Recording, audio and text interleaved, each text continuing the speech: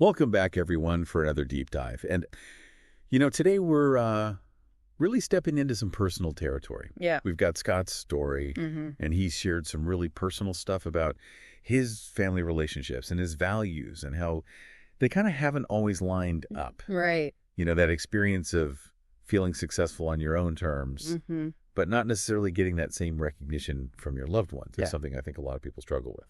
Absolutely. And what's really interesting about Scott's story is that it does go beyond just like the personal anecdote. Yeah. It kind of speaks to these universal struggles with identity and how generational differences shape expectations and how we ultimately define what a successful life even looks like. Exactly. And the fact that Scott's an athlete kind of adds this whole other layer to it. Absolutely. Like, just imagine the dedication, the sheer grit it takes to compete at a professional level. Yeah. Yeah. This isn't just any dad's story. Right. It's rooted in this world of pushing limits and chasing goals. Right. Yeah, it makes that central tension even more fascinating. Right. You've got Scott achieving something incredibly difficult, but his family, particularly his grandfather, doesn't see the value in it. Right.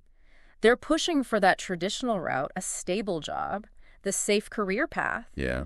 It really makes you think, how can something so demanding, so clearly an accomplishment, be so easily dismissed?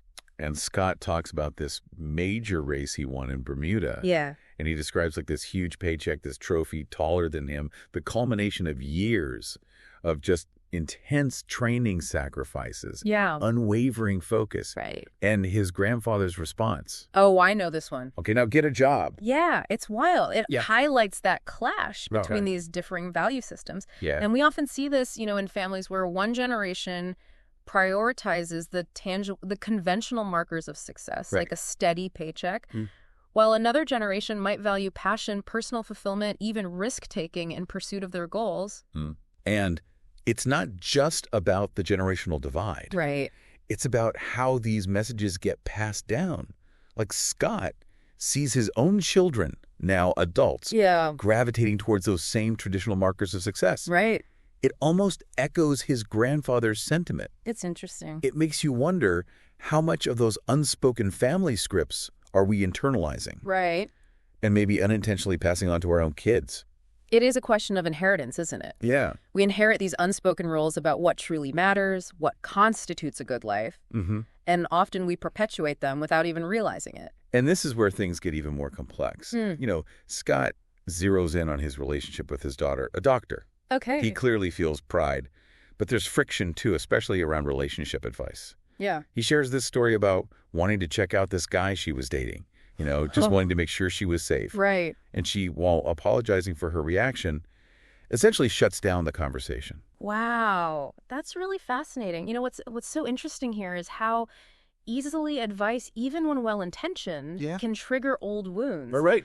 It's as if Scott, trying to protect his daughter, inadvertently reactivates that feeling of his own achievements not being fully recognized or appreciated. Yeah, it's like his attempt at fatherly protection kind of stumbles right into this minefield of feeling undervalued. Exactly. And then a few people in their conversation suggested that Scott try being more vulnerable with his daughter. Okay. Not in a weak way, right, but by honestly sharing his feelings about this disconnect. Yeah. I found that so interesting. Well, vulnerability, when it's genuine, can be incredibly powerful. Think about it. It creates this space for empathy and understanding, even when there are disagreements. It's about letting someone see the why behind your words and actions. Absolutely. It's not about being right or wrong, but about connecting on a deeper emotional level. Exactly. And that ties into something another participant, Mark, brought up. He talked about his approach with his stepdaughter choosing to be a sounding board rather than offering unsolicited advice. Yeah. It's a delicate balance, isn't it? It is. You want to protect your kids, yeah, but you also have to recognize they're adults navigating their own lives. Absolutely. You want to guide them,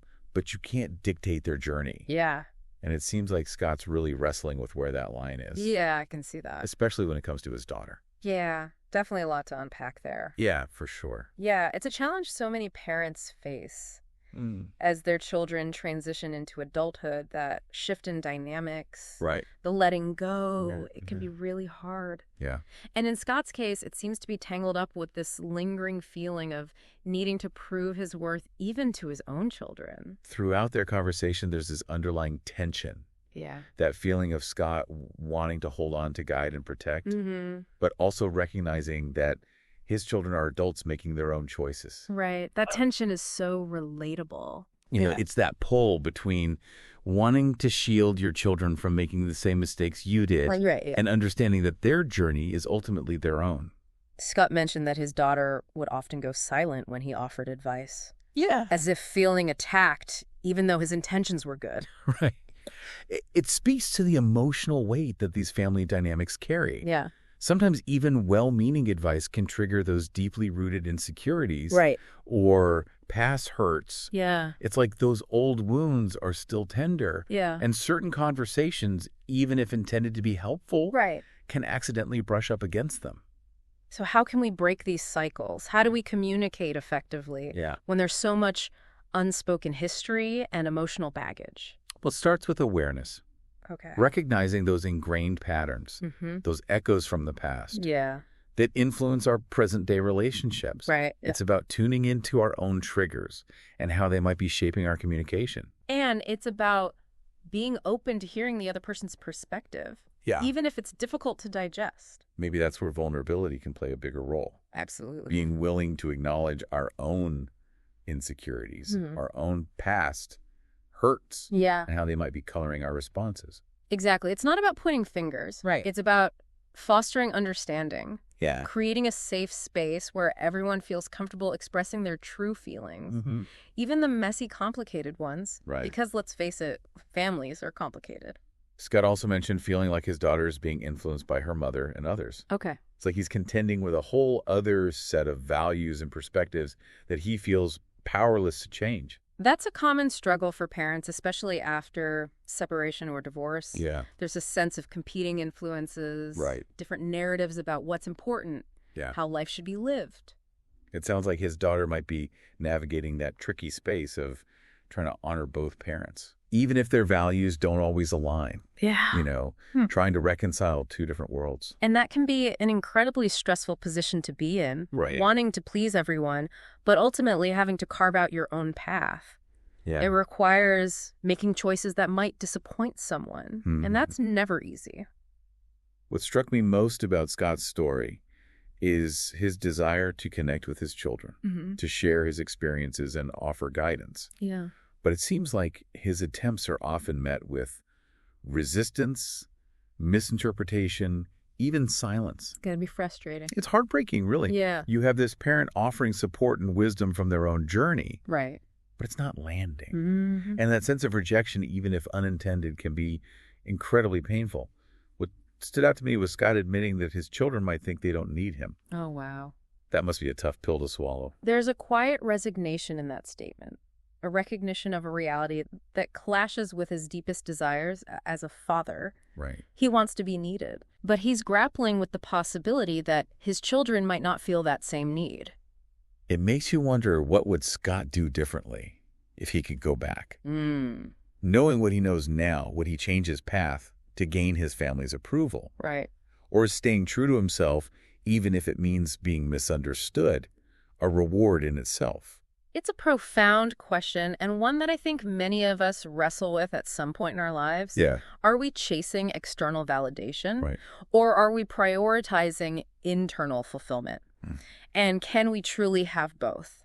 That's the million-dollar question, isn't it? It is. Finding that sweet spot where we can be authentic to ourselves while nurturing meaningful connections. Yeah. Even when there are differences in values and perspectives. Right. It's a balancing act for sure. Scott's story really highlights how we often chase external achievements.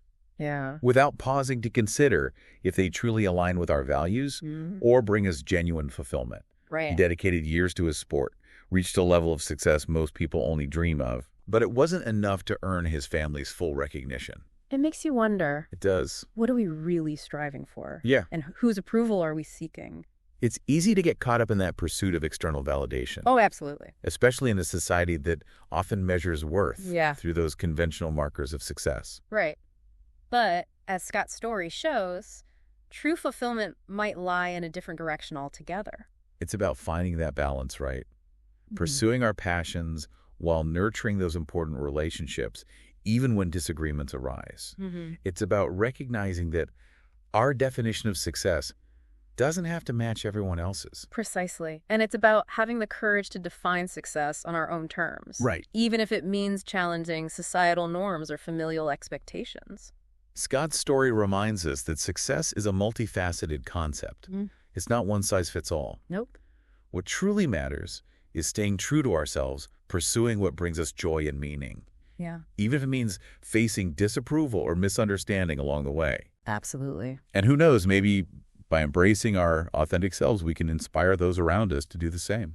Beautifully said. Scott's honesty and willingness to share his struggles, even the painful ones, have given us a lot to reflect on. Yeah, it's a reminder that we're all navigating these complex family dynamics. And there's no easy answer. Key, for sure. Huge thank you to Scott for his vulnerability and for sharing his story with us. Yeah, thanks, Scott. It was heavy at times, but incredibly real and relatable. And to you, our listener, we hope this deep dive has sparked some introspection. Yeah. Maybe it's prompted you to consider your own relationships, your values, right, and what truly matters most in your life. If Scott could rewind, knowing what he knows now, would he choose a different path to gain his family's approval? Or is staying true to himself, even if misunderstood, a reward in itself? There's no right or wrong answer. Right. But it's a question worth pondering as you navigate your own journey. That's all the time we have for today. Thanks for joining us on this deep dive. See you next time.